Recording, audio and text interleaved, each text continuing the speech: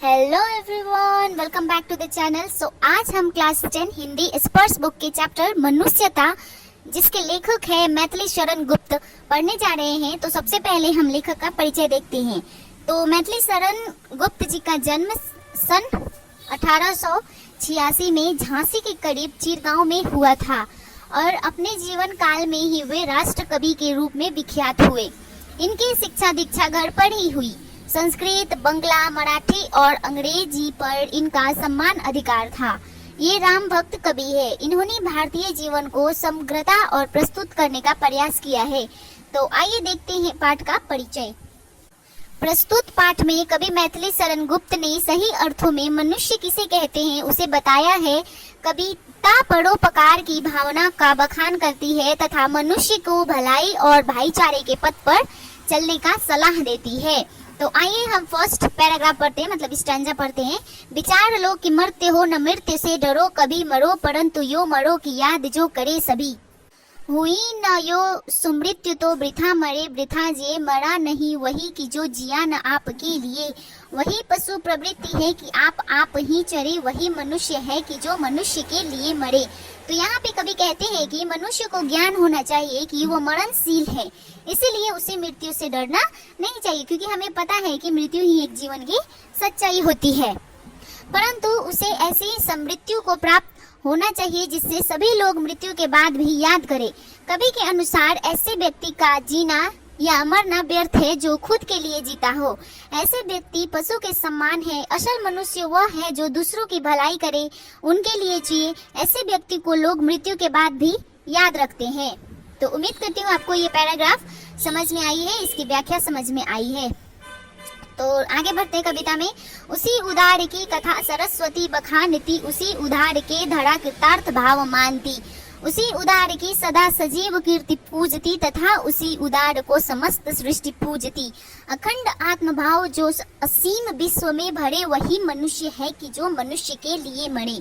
तो यहाँ पे प्रस्तुत पंक्ति में कवि के अनुसार उदार व्यक्ति का उदारशीलता को पुस्तकों, इतिहासों में स्थान देकर उनका बखान किया जाता है। उनका समस्त लोग आभार मानते हैं तथा पूजते हैं। जो व्यक्ति विश्व में एकता और अखंडता को फैलाता है, उसकी कीर्ति का सारे संसार में गुणगान होता है। असल मनुष्य वो है जो दूसरे के लिए जिए मरे। तो उम्मीद करते हो आपको समझ में आ रही है। ओके, तो कविता में आगे बढ़ते हुए। चुदार्थ रंति देव ने दिया करस्त थाल भी, तथा दधीचि ने दिया परार्थ अस्थि जाल भी। उसी न क्षितिज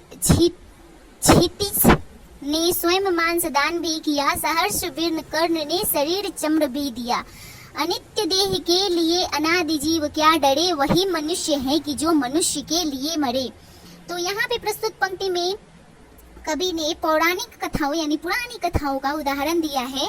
यहाँ पे उन्होंने बताया है कि भूख से व्याकुल रंती देव ने मांगने पर अपना भोजन का थाल भी दे दिया तथा देवताओं को बचाने के लिए दधीचि ऋषि ने अपने हड्डियों का वज्र बनाने के लिए दिया। राजा उसिंदर ने कबूतर की जान बचाने के लिए अपने शरीर का मांस बहे को दे दिया और विर्ण ने अपना शारीरिक रक्षा कवच दान कर दिया। नश्वर शरीर के लिए मनुष्य को भयभीत नहीं होनी चाहिए। तो उम्मीद करती हूँ आपको ये चैप्टर समझ में आ रहा है। अगर वीडियो पसंद आ रही है तो वीडियो को लाइक करें, चैनल से जल्दी से सब्सक्राइब कर दे चैनल को। ओके, तो कविता में आगे बढ़ते हुए देखते हैं क्या है। सहानुभूति चाहिए महानुभूति है वही, वशीकृता सदैव है बनी हुई स्वयं मही। विरुद्धवाद बुद्ध का दया प्रवाह में बहा, विनीत लोक वर्ग क्या नशा मने झुका रहे। आहा, वही उदार है परोपकार जो करे, वही मनुष्य है कि जो मनुष्य के लिए मरे। तो यहाँ पे कवि ने सहानुभूति, उपकार यानी दूसरों का भला करने वाला और करुणा का भावना को सबसे बड़ी पूंजी बताया है और कहा है कि इससे ईश्वर भी बस में हो जाते हैं। बुद्ध ने करुणा बस पुरानी परंपराओं को तोड़ा जो कि दुनिया की भलाई के लिए था, इसीलिए लोग आज भी उन्हें पूजते हैं। उदार व्यक्ति वह है जो कि दूसरों की भलाई करे। ओके, तो कविता में आगे बढ़ते हैं। रहो न भूल के कभी मंदाक्ष तुच्छ वित्त में, संत जन आपको करो न गर्भ चित्त में। अंत को है यहाँ त्रिलोकनाथ साथ में, दयालु दीन बंधु के बड़े विशाल हाथ है। अतीव भाग्यहीन है अंधेर भाव जो भरे, वही मनुष्य है कि जो मनुष्य के लिए मरे। तो यहाँ पे प्रस्तुत पंक्ति में कवि कहते हैं कि अगर किसी मनुष्य के पास यश, धन दौलत, यानी इज्जत प्रतिष्ठा, धन दौलत, बहुत अमीरवान व्यक्ति होता है ना वो, तो उसे इस बात के गर्व में अंधा होकर दूसरों की अपेक्षा नहीं करनी चाहिए, यानी दूसरों की बुराई नहीं करनी चाहिए, क्योंकि इस संसार में कोई अनाथ नहीं है, क्योंकि ईश्वर का हाथ सभी के सर पर है। प्रभु के रहते जो व्याकुल है वह बड़ा भाग्यहीन है।